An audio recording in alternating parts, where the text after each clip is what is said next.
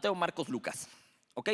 ¿Por qué sinópticos? Tiene que ver con que se pueden leer en conjunto, ¿ok? Entonces, cuando alguien te diga, no, pues es de los evangelios sinópticos y te quedes con cara de ¿what? Significa que estos tres libros narran casi lo mismo, con casi las mismas palabras, obviamente cada uno desde la perspectiva de quien lo esté escribiendo. En el caso de Mateo, ahorita vamos a ver quién era Mateo el que lo escribió, pero sinópticos, evangelios sinópticos, Mateo, Marcos, Lucas. Juan se considera más un evangelio histórico, ¿ok? Juan narra más hechos históricos. Si bien Mateo, Marcos y Lucas y Juan, perdón, Mateo, Marcos y Lucas también narran la historia de Jesús, la narran de la misma manera, casi los mismos hechos, casi en la misma estructura, de manera que se pueden leer, digamos, en conjunto. Si tú tienes una Biblia y tu Biblia tiene referencias cruzadas, ¿alguien sabe lo que es eso? ¿No? Ok, vámonos por partes, ¿ok? Para que nadie se me quede. Hay Biblias de todo tipo. Las Biblias de estudio son aquellas que contienen un comentario en la parte de abajo respecto de lo que estás leyendo. Y muchas Biblias tienen referencias cruzadas. Ahorita explico qué es eso. Cuando tú vas a la librería y quieres comprar una Biblia, te ofrecen de distintos tipos. Entonces, si no tienes idea de qué es qué, vámonos por partes. Está la versión Reina Valera de 1960, que es de las más comunes o la más común. Es la que la mayoría de veces usamos. Tendemos a usar dos principalmente. La versión Reina Valera de 1960, porque es una buena revisión de la Biblia, y la NBLA, que es la Nueva Biblia de las Américas. Ambas son traducciones muy buenas. La NBLA es una traducción más moderna, pero no más moderna en un sentido malo de la palabra, sino que códices que se encontraron después también son considerados en estas versiones. Y Pedro, ¿estás acá? ¿Cuál es la versión Reina Valera que incluye los códigos, los códices? RBR.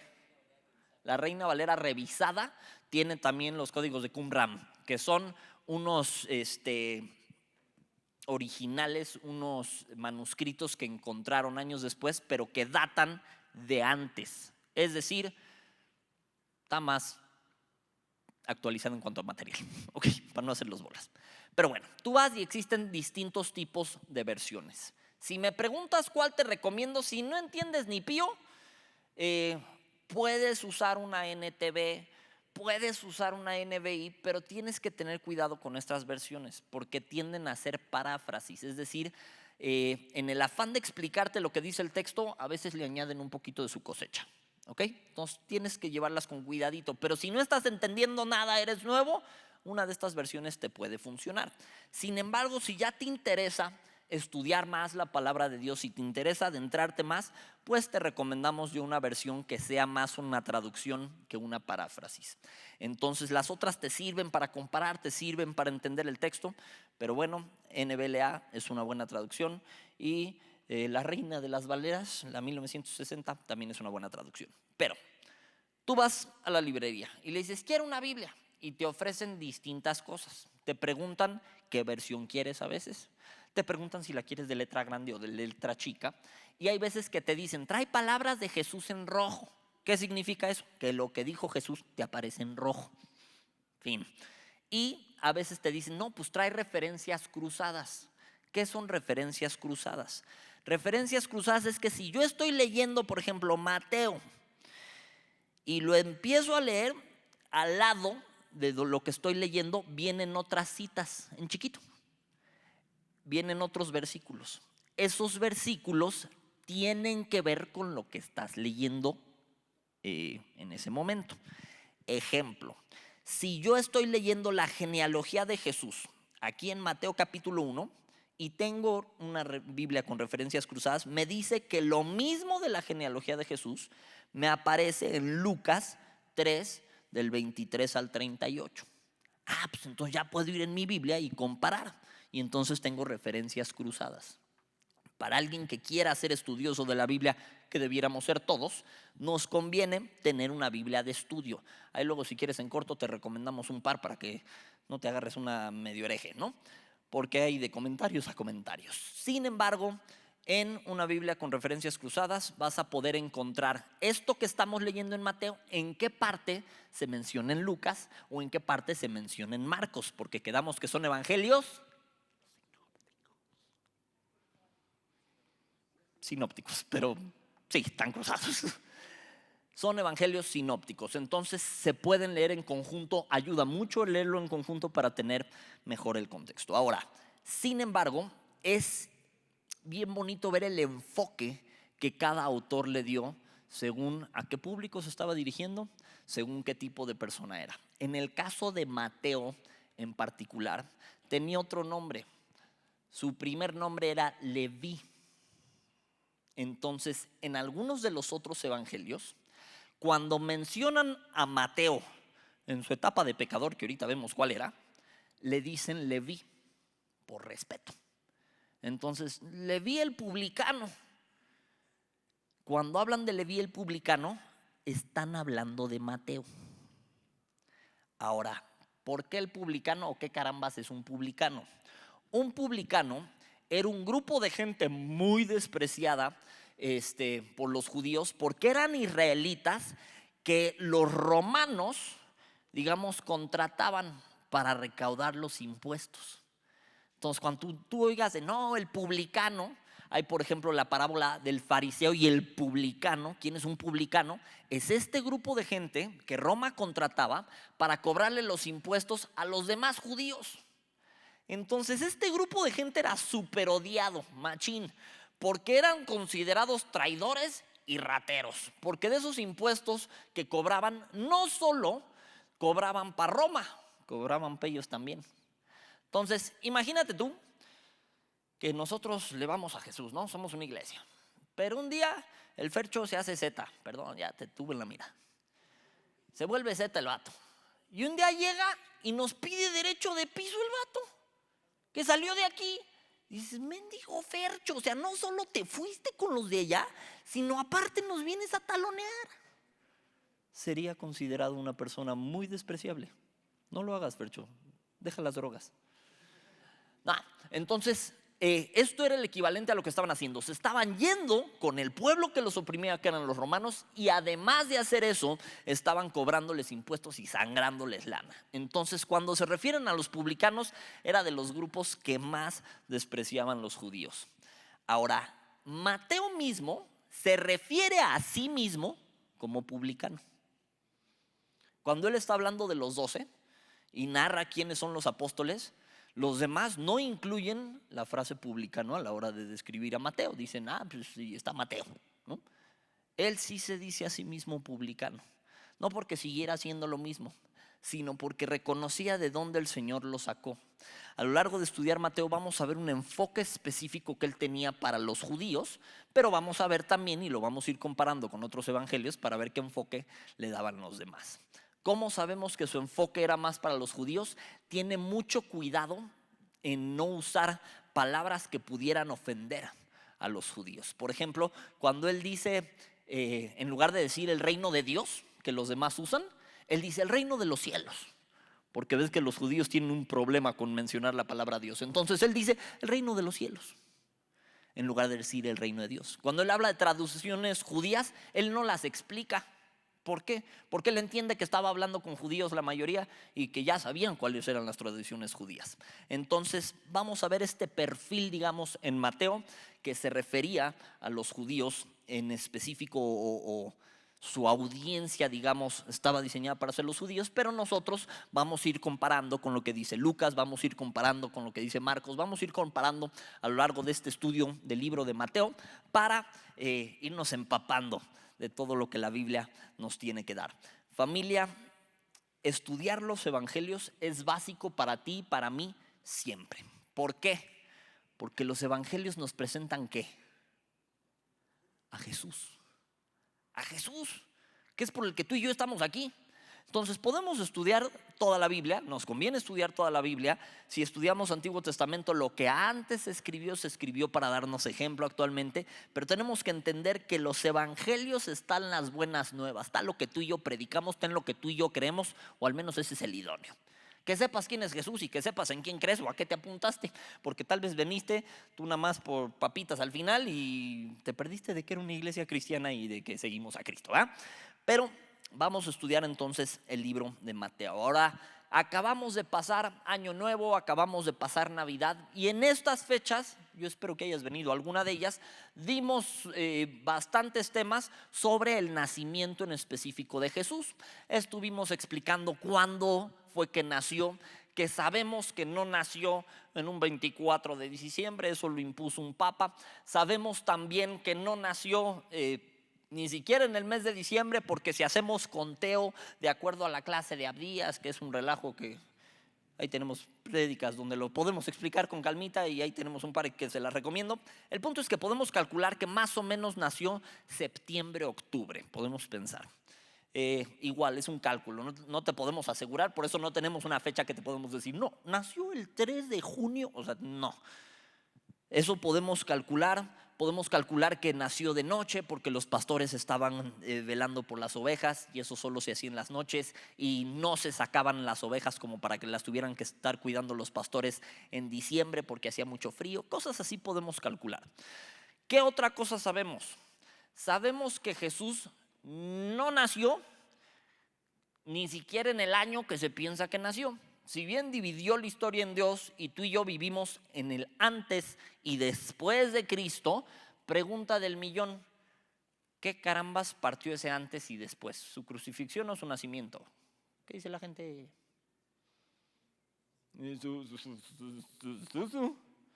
Pues que existió, ¿no? ¿Qué? Su resurrección, negativo. Su crucifixión, tampoco. Su nacimiento. Entonces se toma a partir de su nacimiento. Sin embargo, estudiándole mejor y estudiándole historiadores, notaron que si estudiamos a Herodes el Grande, que era el que estaba reinando al tiempo que nació Jesús, él murió en el 4 antes de Cristo. Y en el 4 antes de Cristo, que murió, antes de eso, lo fueron a ver los magos de Oriente. Y le dijeron, oye, ¿dónde está Jesús? Que ya nació. O sea, ya había nacido para estas alturas Jesús. Entonces sabemos que Jesús nació entre el 6 y el 4 antes de Cristo. Suena raro, pero así. ¿Ok? Entonces vamos a suponer que aquí está la línea, ¿no? Después de Cristo, antes de Cristo. De aquí para acá no hay año cero, se cuenta a partir del 1. 1, 2, 3, 4, 5, 6. De aquí para acá se cuenta igual del 1 pero hacia atrás. O sea, no es 1, 2, 3, 4, 5, es 1, 2, 3, 4, 5. Entonces, entre más grande es el número antes de Cristo, más anterior es la fecha. ¿Sí me doy a entender? O sea, se me. Vamos a ver si me entendieron. ¿Qué es antes? ¿El 4 antes de Cristo o el 6 antes de Cristo? El 6. Porque entonces el 1 antes de Cristo, el 2 antes de Cristo, el 3 antes de Cristo, el 4 antes de Cristo, el 5 antes de Cristo, el 6 antes de Cristo. ¿Sí? ¿Vamos bien? No se me pierdan, hijos del maíz. Ok. Entonces, Jesús nace entre el 6 y el 4 antes de Cristo. ¿Por qué sabemos esto? Ok. Vámonos adentrando a la palabra de Dios para ir dando claridad al asunto. Acompáñenme a Mateo capítulo 1, versículo 18, por favor.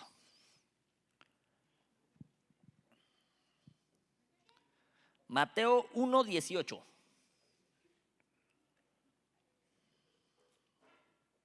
Échenme una señal de humo cuando lleguen. ¿Ya están?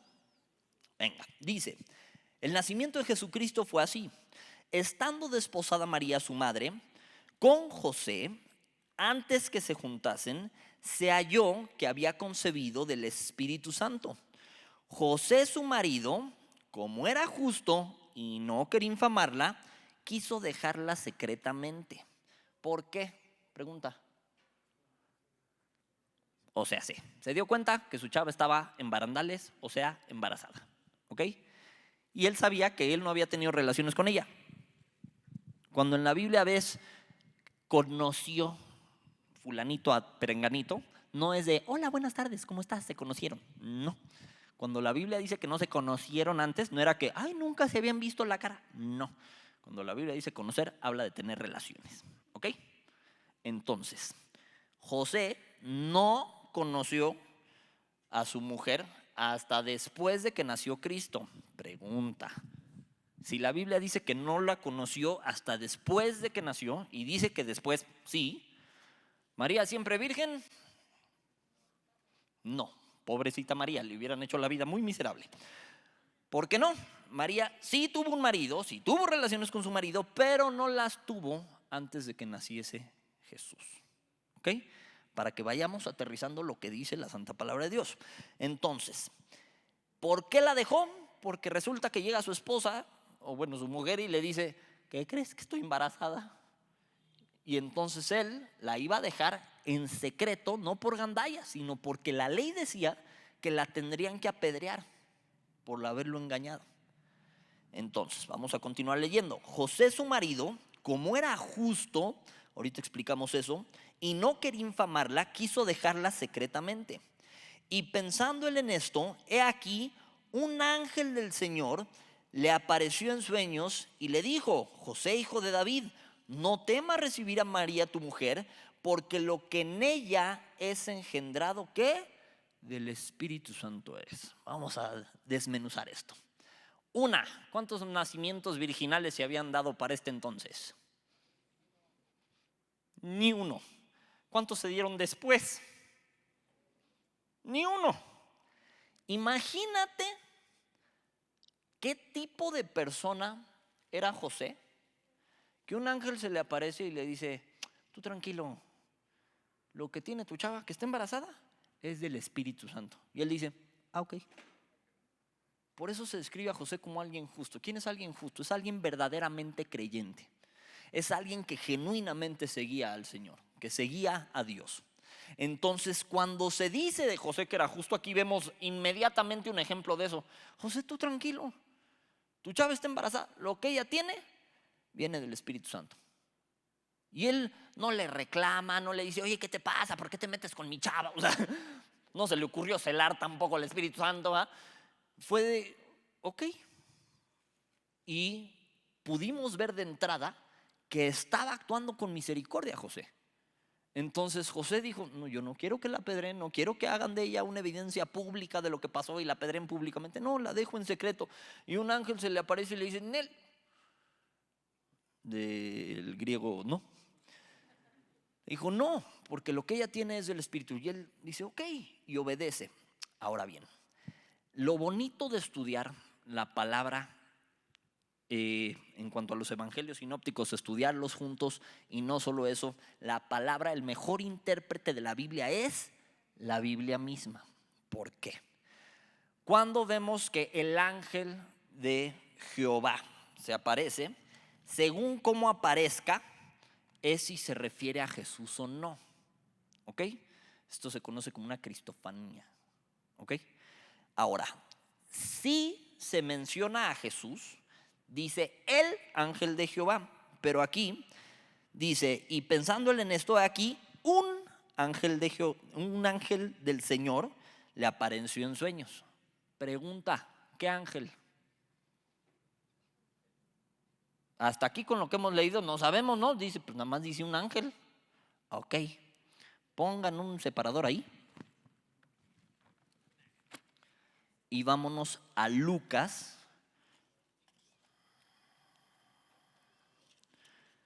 Capítulo 1. No, perdón, Lucas capítulo 2.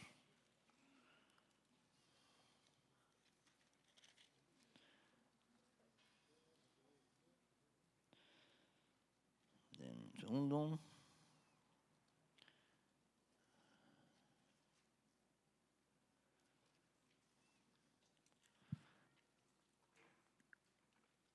Espérenme.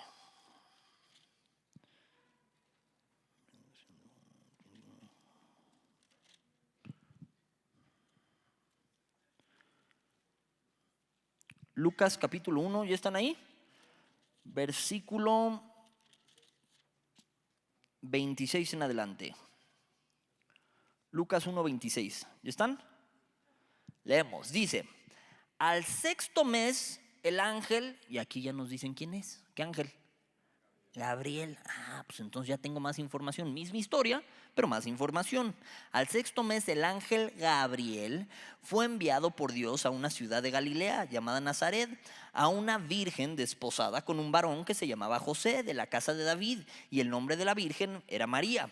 Entrando el ángel donde ella estaba, dijo: salve muy favorecida, el Señor es contigo, bendita tú entre las mujeres. Mas ella, cuando le vio, se turbó por sus palabras y pensaba: ¿qué salutación es esta? Entonces el ángel le dijo: María, no temas, porque has hallado gracia delante de Dios, y ahora concebirás en tu vientre y darás a luz un hijo, y llamarás su nombre Jesús.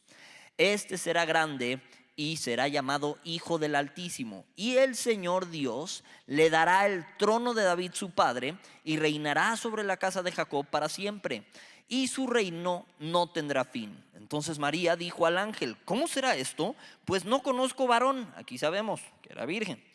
Respondiendo el ángel le dijo: el Espíritu Santo vendrá sobre ti, y el poder del Altísimo te cubrirá con su sombra, por lo cual también el santo ser que nacerá será llamado Hijo de Dios. Y he aquí, tu pariente Elizabeth, ella también ha concebido hijo en su vejez, y este es el sexto mes para ella, la que llamaban estéril, porque nada hay imposible para Dios. Entonces María dijo, chécate su respuesta: he aquí la sierva del Señor, hágase conmigo conforme a tu palabra. Y el ángel se fue de su presencia. Oye, tampoco le estaban pidiendo cosa ligera, ¿no? Llegan con José. José ve a su esposa embarazada. ¿Y qué pasó? Tranquilo, José, es de Dios. Ok. Llegan con María. ¿Qué crees? ¿Que vas a quedar embarazada? Espérate, soy virgen, van a matar. Es de Dios. Ok.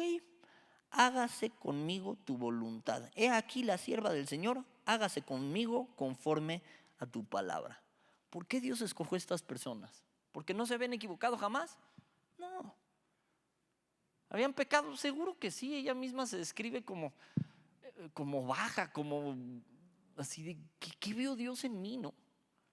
Sin embargo, podemos ver que fueron escogidos para una tarea muy especial. Y podemos ver en ellos que eran justos, eran creyentes de a de veras. ¿Por qué? Por su reacción. De aquí vamos a ver cómo múltiples veces Dios le habla a José a través de sueños, y vamos a ver su respuesta ante esto, porque nunca le dijo: no, ¿cómo crees, Señor? Me la pones bien difícil. Dios le decía algo y él decía: ok. Dios le decía algo a María: hágase conmigo conforme a tu voluntad, he aquí tu sierva. Esta manera de responder idóneamente debería de ser la de todos nosotros. Ante lo que me diga quién, ante lo que me diga Dios, ante lo que me diga Jesús. Si Dios nos está mandando a hacer algo, lo idóneo sería que respondiéramos: he aquí tu siervo, he aquí tu sierva, hágase conmigo conforme a tu voluntad. Entonces, le avisan a María que va a tener un hijo, lo acepta. Hágase conmigo conforme a tu voluntad. Le avisan a José: lo que tiene tu esposa es del Espíritu Santo, lo acepta. De ahí se mueven porque estaban haciendo un censo. En ese censo ellos están moviendo, les da la fecha, y ahí es que Jesús nace y es puesto en un pesebre. ¿Ok? Una mala concepción que tenemos es que los magos visitaron a Jesús cuando estaba en el pesebre.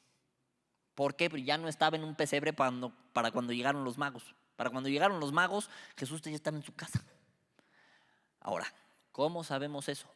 Ya habían nacido. Después de que nace Jesús, llegan estos magos de Oriente, pero mientras José y María se estaban moviendo y se estaban regresando. Entonces, ¿dónde nació Jesús? Empieza con B y acaba con Len. En Belén. ¿Belén de dónde? Belén de Judá. ¿Ok? Él es el león de la tribu de Judá. ¿Ok? Entonces, ¿de dónde nace Jesús? De la tribu de Judá. ¿De dónde era David? De la tribu de Judá. ¿Ok? Entonces, nace Jesús. De ahí, su casa y donde él habitaba, ¿estaba en dónde? Empieza con Na y acaba con Zaret. ¿ok? Estaba en Nazaret. Todas estas se van cumpliendo profecías respecto del nacimiento de Jesús. ¿Por qué? Una, se profetizó que iba a nacer en Belén. Tan así que Herodes, cuando llegan estos magos y le dicen, no, pues es que venimos a ver al rey que ya nació, ¿dónde está? Y ellos estaban indagando. Herodes les dice, ay, a ver, ¿qué rey? ¿Qué? Sí, yo también quiero ir a adorarlo. ¿Cuál? Lo quería matar, lo sentí una amenaza.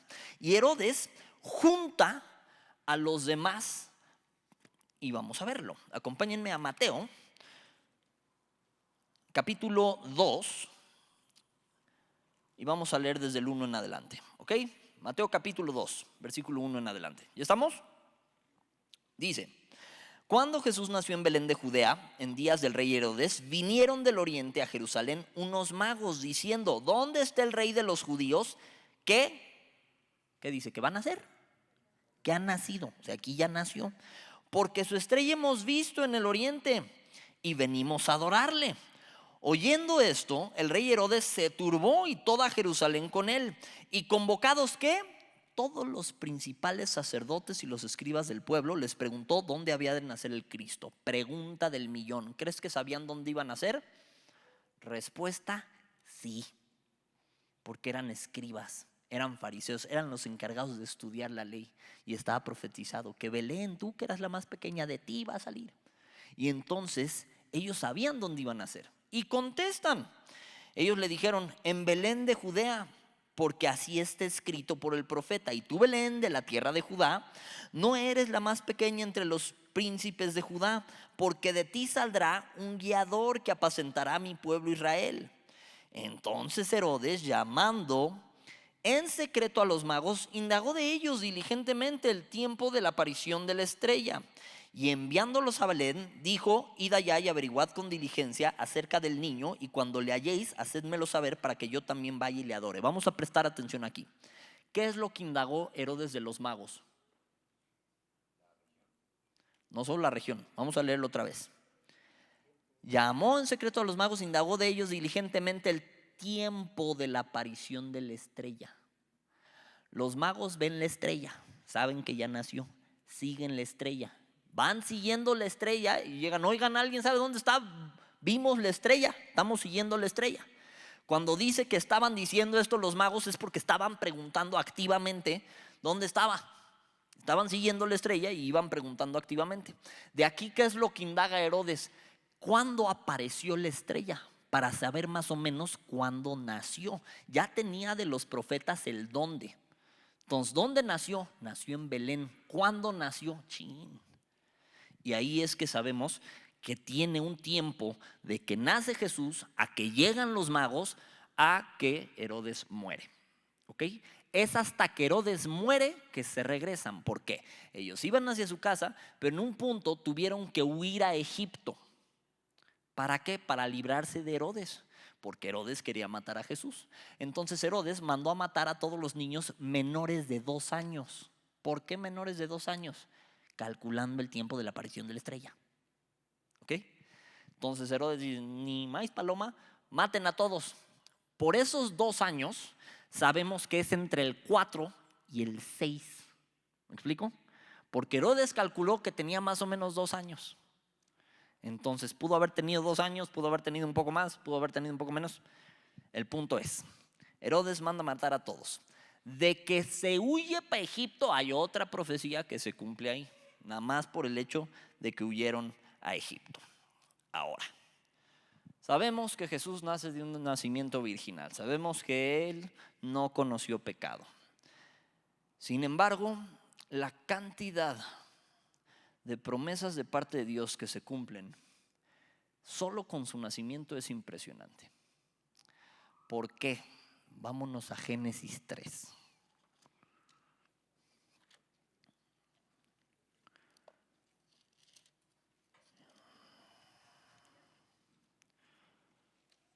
Pregunta: ¿qué fruto fue el que se comió Eva? No se sabe. Si alguien dice manzana, le doy un zapatazo.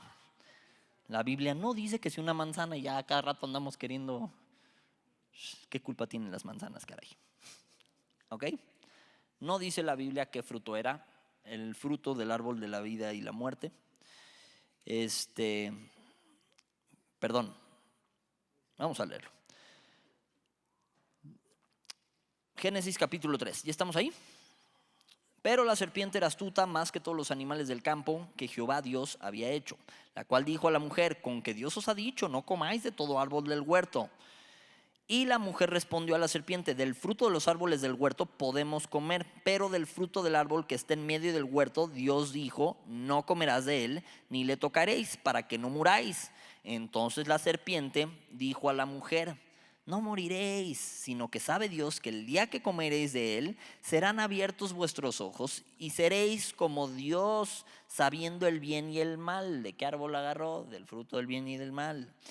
Y vio la mujer que el árbol era bueno para comer y que era agradable a los ojos y árbol codiciable para alcanzar la sabiduría. Y tomó de su fruto y comió y dio también a su marido, el cual comió así como ella. Entonces fueron abiertos los ojos de ambos y conocieron que estaban desnudos. Entonces cosieron hojas de higuera y se hicieron delantales. Ok, pregunta, que esto apenas en un estudio que está empezando el doctor Armando, me cayó el 20 de esto. ¿Por qué lo primero que hicieron fue cubrir sus partes íntimas? Ándese. Ahí vemos también lo ligado que está esas partes íntimas con el pecado. Si tú ves las obras de la carne, muchas tienen que ver justo con los órganos sexuales. Fornicaciones, lujuria, lascivia, adulterios, cosas por el estilo. Entonces tú y yo tenemos que tener de entrada un cuidado impresionante con esto. Ahora ellos fallan. De ahí los confronta Dios, les pregunta dónde están, les preguntan por qué se escondieron. Y de ahí cuando Dios ejerce el regaño sobre ellos, vamos a ver una curiosidad ahí. Versículo 11. Y Dios le dijo: ¿quién te enseñó que estabas desnudo? ¿Has comido del árbol que yo te mandé no comieses? Y el hombre respondió: la mujer que me diste por compañera me dio del árbol y yo comí. Entonces Jehová dijo a la mujer: ¿qué es esto que has hecho? Y dijo la mujer: la serpiente me engañó y comí. Y Jehová Dios dijo a la serpiente, ojo con esto: por cuanto esto hiciste, maldita serás entre todas las bestias y entre todos los animales del campo. Sobre tu pecho andarás y polvo comerás todos los días de tu vida. Y pondré enemistad entre ti y la mujer, y entre tu simiente y la simiente suya. Esta te herirá en la cabeza y tú le herirás en el calcañar. Esta palabra simiente se traduce como esperma o también significa la descendencia. Entonces, mientras Dios los está regañando, le dice: ¿sabes qué? Castigados tú y castigados tú. Voy a poner enemistad entre tú y tú. Y tu descendencia va a herir a la descendencia de la mujer en el calcañar. Y la descendencia de la mujer va a herir a la descendencia del hombre, de Satanás, en la cabeza. Y después viene el castigo para cada quien. Y tu mujer, con dolor darás a luz a los hijos. Cada que una mamá dice: yo que te parí con dolor, le puedes citar Génesis y le puedes decir: no hay otra forma de parir, mamá. Porque eso les tocaba. Cada que un hombre dice: es que el trabajo me cuesta trabajo, pues sí, porque espinas y cardos te va a producir la tierra. Entonces, vemos cómo mientras se está dando el regaño, ya hay un plan de redención para el hombre. ¿Por qué? Llegamos a Mateo y nace Jesús, cuyo nombre también es Emmanuel, que significa Dios con nosotros. ¿Qué hizo Jesús? ¿A qué vino? ¿Por qué Dios hizo hombre? ¿Qué necesidad tenía de eso? Dios hecho carne, cuidado no se te vaya a caer, está vivo. ¿Por qué Dios hizo eso? ¿Qué necesidad tenía? Bueno, la respuesta obvia es necesidad ninguna. ¿Por qué lo hizo? Lo hizo por amor a ti y lo hizo por amor a mí. Y lo hizo para pagar por nuestros pecados. Porque ¿qué crees? Que a partir de Adán y Eva, tú y yo desde que nacemos tenemos pecado. ¿A poco desde bebito? Simón. ¿Cómo sabemos? No le tienes que enseñar a un bebé a portarse mal. Eso ya lo trae. Dale un juguete. ¿Te lo va a recibir? Quítaselo. ¿Qué te va a decir? Un bebé. Mío, mío. Y dices, ¿por qué? ¿Por qué es así? ¿Quién le enseña eso? ¿Sabes quién se lo enseña? Nada. La naturaleza caída, pecaminosa que tenemos tú y yo. Entonces nadie nos tiene que enseñar a portarnos mal. Digo, hay veces que aparte te enseñan a portarte mal y ya súmale mal a lo peor, ¿no? Pero aunque no te enseñen a portarte mal, estas cosas están en nuestra carne, están en nuestra naturaleza. En Salmos 51:5, por favor apunta la cita. Dice aquí, en maldad he sido formado y en pecado me concibió mi madre desde la concepción. La mamá tenía pecado y el hijo tenía pecado desde la concepción. Esta también es la razón por la que Jesús tenía que nacer de un nacimiento virginal. ¿Ok? Ahora, cuando en Génesis 3:15 vimos, y pondré enemistad entre ti y la mujer, y entre tu simiente y la simiente suya, esta te herirá en la cabeza y tú le herirás en el calcañar. El calcañar, ¿se acuerdan que lo vimos hace un par de semanas? ¿Alguien se acuerda dónde era? Talón, aquí, arribita del talón. ¿Ok? Esta herida en el calcañar, ¿cuál crees que es? Exacto. Ahora, a Jesús lo quisieron matar desde su nacimiento. Mataron un chorro de bebés tratando de matar a Jesús desde su nacimiento.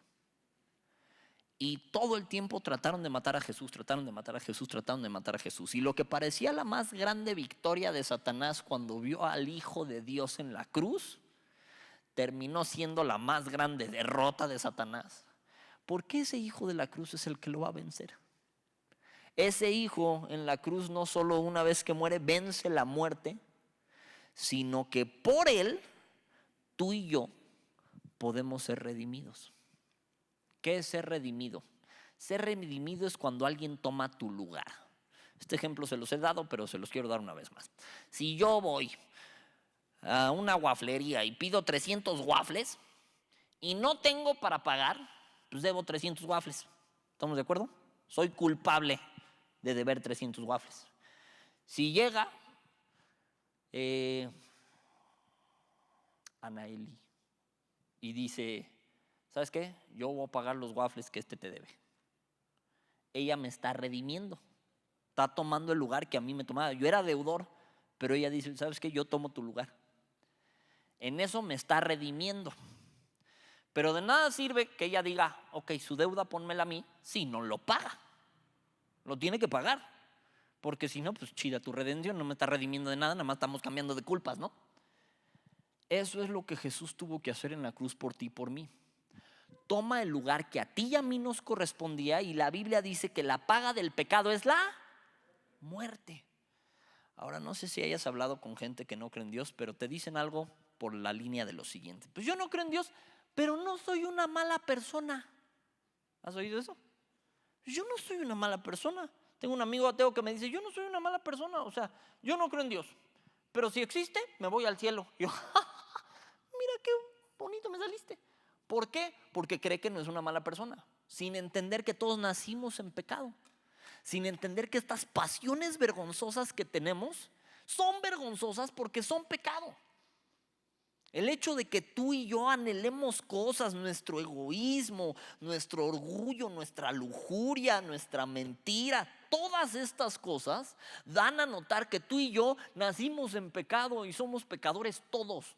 Y el que se quiera librar de, no, yo soy un alma bondadosa desde que nací. No es cierto, naciste en pecado igual que tú, igual que yo, igual que todos los que estamos acá.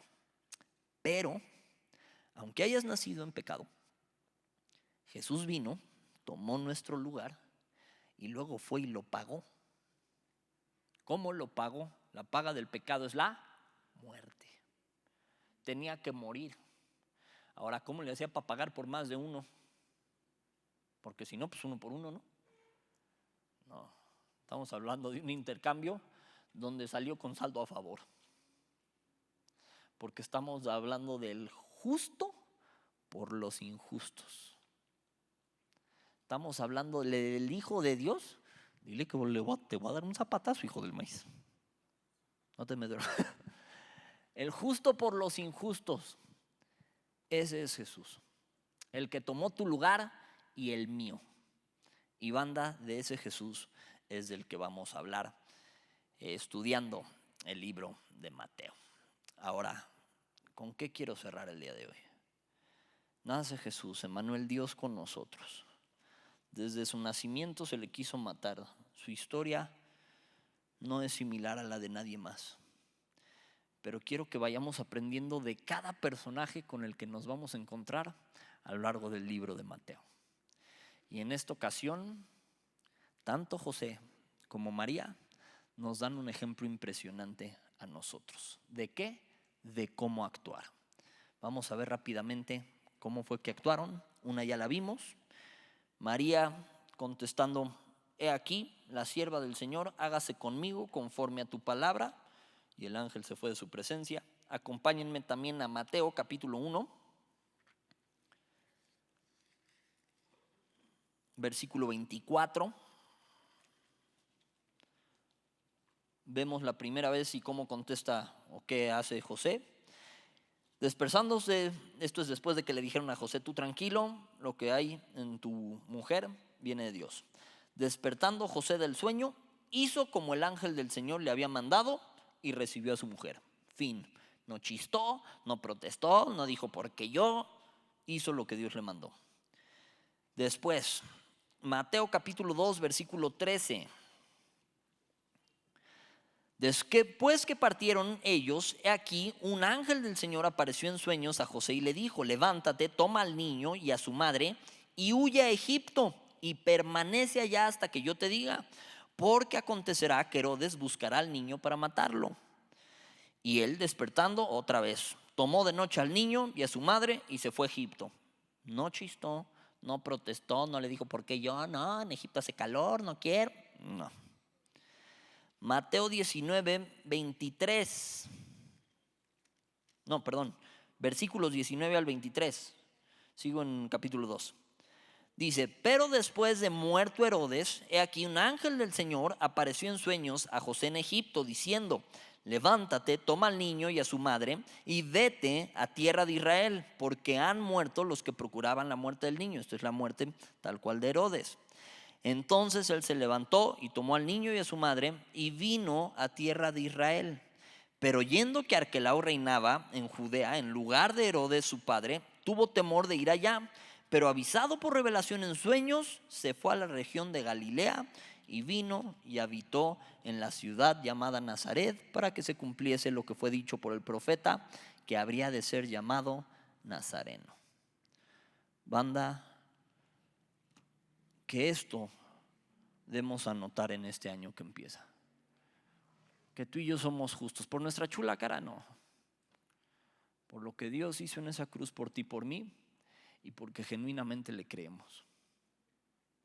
No sé tú, pero yo genuinamente creo en Jesús. Yo genuinamente quiero seguir los pasos de Jesús. Y eso no significa que no me equivoco, como eso no significa que tú no te has equivocado. Pero genuinamente queremos ser más agradables a Dios. Y genuinamente queremos conocer a Jesús. Y genuinamente, creo yo, queremos hacer su voluntad.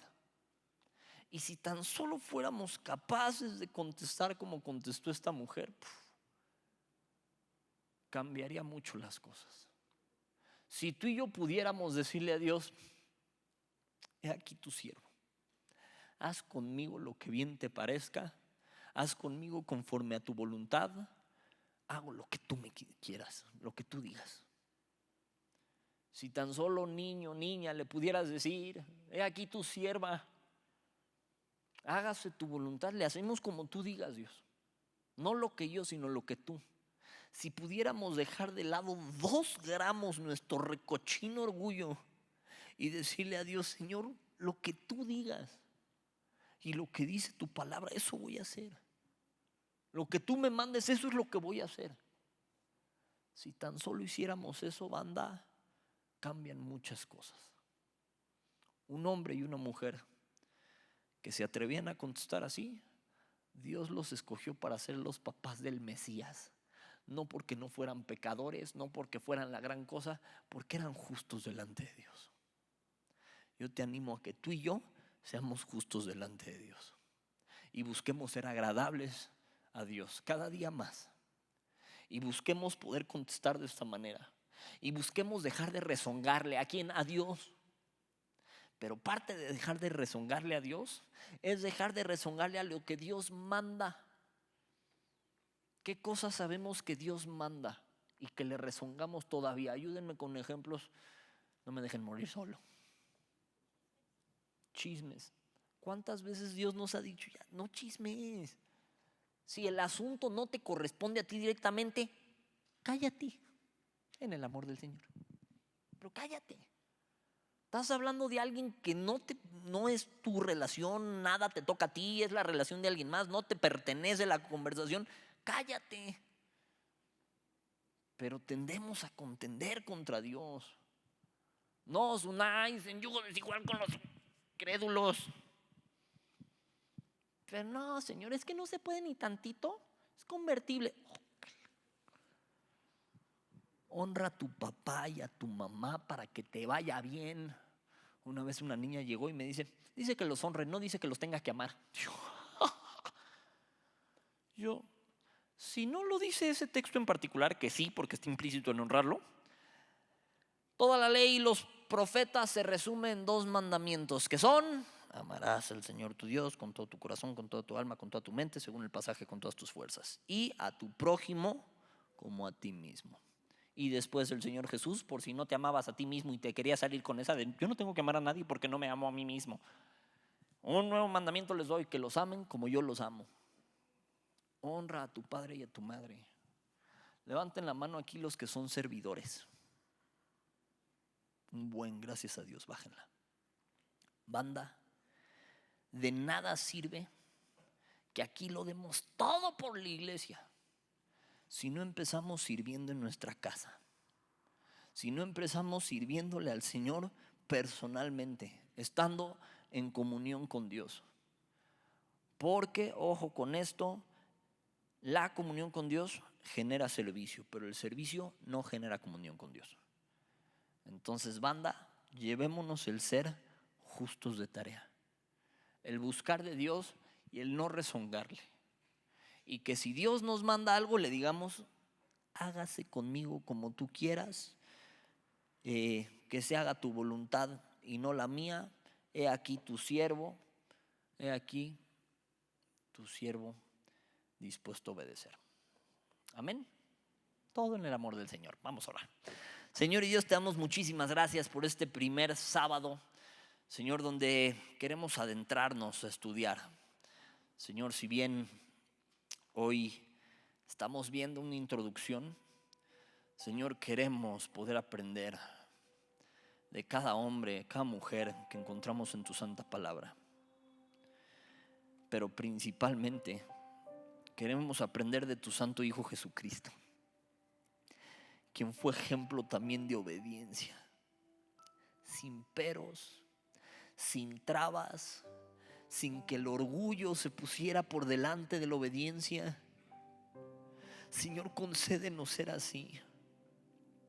A veces hemos notado que nuestro orgullo se interpone entre obedecerte sin chistar, sin titubear, o hacer lo que nosotros queremos. Señor, ya no queremos vivir nuestras vidas así. Ya no queremos vivir nuestras vidas apartados de ti, lejos de ti, o sabiéndonos viviendo en pecado.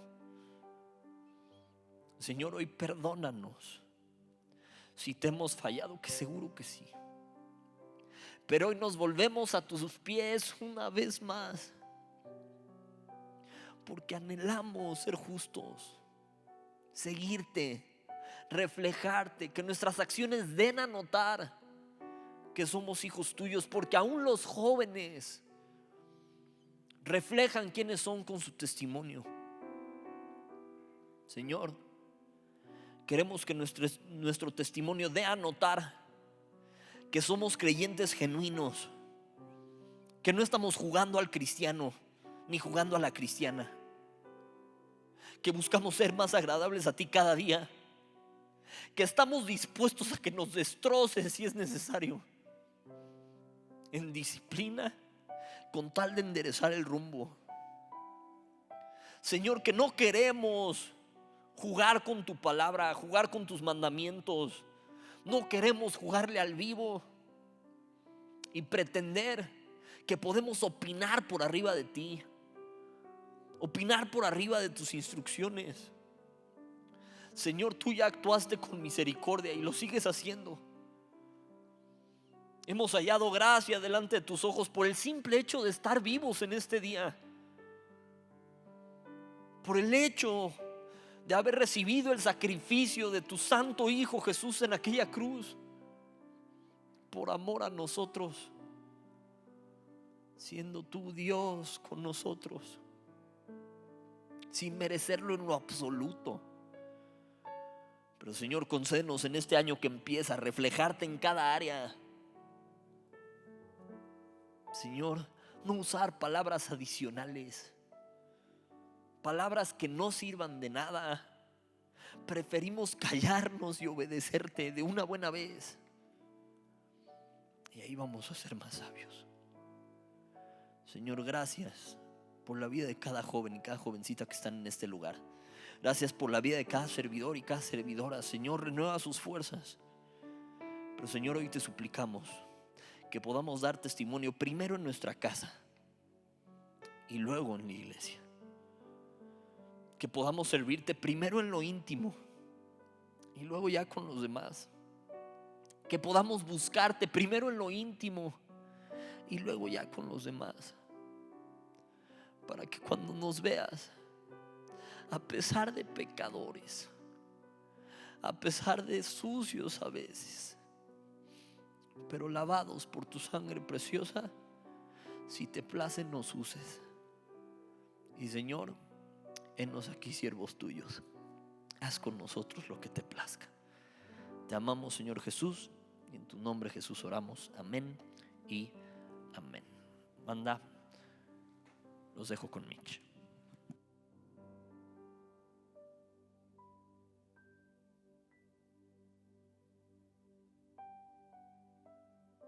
Hola amigos, ¿cómo están? Yo, wow, lo sentí muy fuerte. Amigos, quería preguntarles algo, y es que ¿alguien aquí tiene más de 10 años viniendo a la iglesia? ¿Puede levantar su mano? Sí, bueno, más de 10 años de cristiano.